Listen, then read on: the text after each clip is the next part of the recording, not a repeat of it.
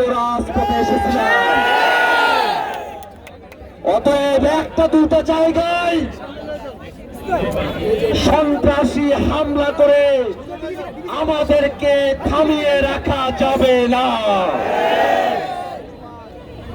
আমাদের ভাইয়েরা আমাদের সামনে জীবন দিয়েছে,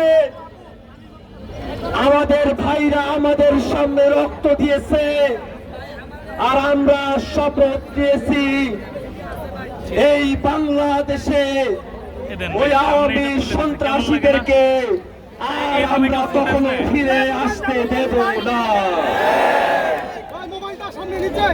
বাংলাদেশে আওয়ামী লীগকে ফেরানোর জন্য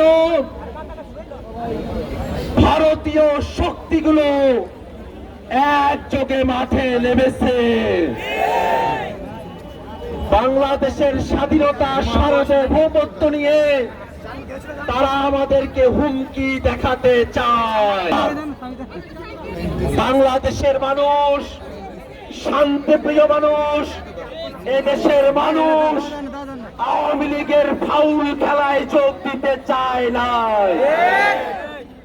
14, 18, 24-এর নির্বাচনে এদেশের মানুষ আওয়ামী লীগকে দেখিয়েছে তোমাদের ফাউল খেলায় তোমরাই বাংলাদেশ থেকে বিতাড়িত হয়ে যাবে। ওরা ভেবেছিল,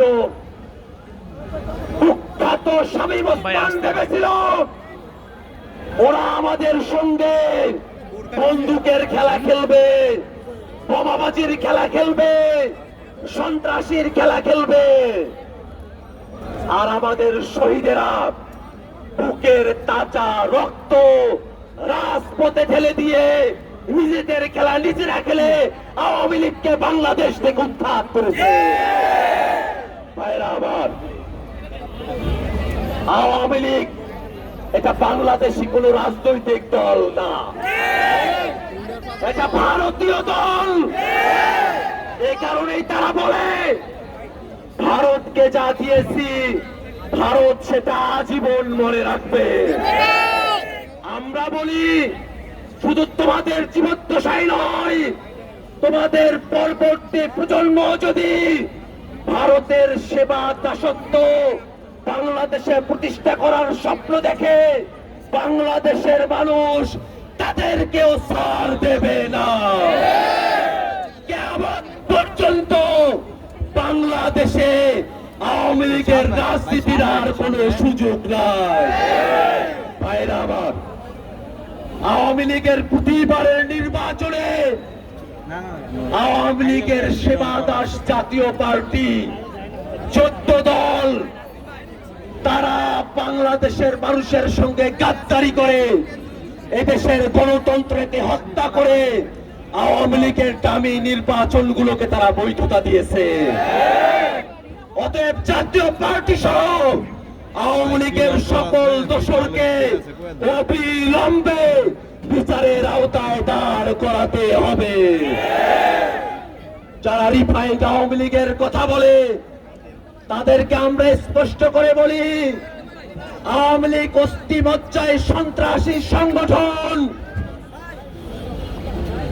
রোম বাঁচতে গিয়ে যেমন কম্বল উজাড় হয়ে যায়, আওয়ামী লীগের নেতাদের মধ্যে ভালো কাউকে বুঝতে গেলে আওয়ামী লীগ উজাড় হয়ে যাবে, বলতে কিছু নাই।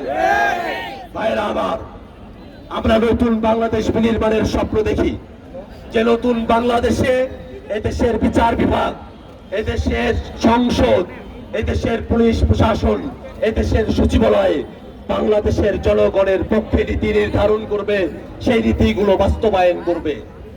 ঐক্যবদ্ধ কমিশনে রাজনৈতিক দলগুলোর মধ্যে দেশ পরিচালনার ব্যাপারে নীতিগত একমতের জায়গা তৈরি হচ্ছে। আমরা শপথ চাই, নীতিগতভাবে দেশ পরিচালনার যে শপথ আমরা নিচ্ছি সেটাকে কার্যক্ষেত্র বাস্তবায়ন করতে হবে। সন্ত্রাসীদেরকে দলের মধ্যে জায়গা দিয়ে জনগণের রাজনীতি করা সম্ভব নয়। ভাইরা আমার, জুলাই সনদ প্রণয়নের কথা বলা হয়েছে। জুলাই সনদ সেটা নিছক কোন দলিল হিসাবে থাকবে না। জুলাই সনদে মৌলিক সংস্কারের ব্যাপারে আমাদের একমত যা হবে, তার প্রত্যেকটা জিনিসকে বাংলাদেশে বাস্তবায়ন করতে হবে।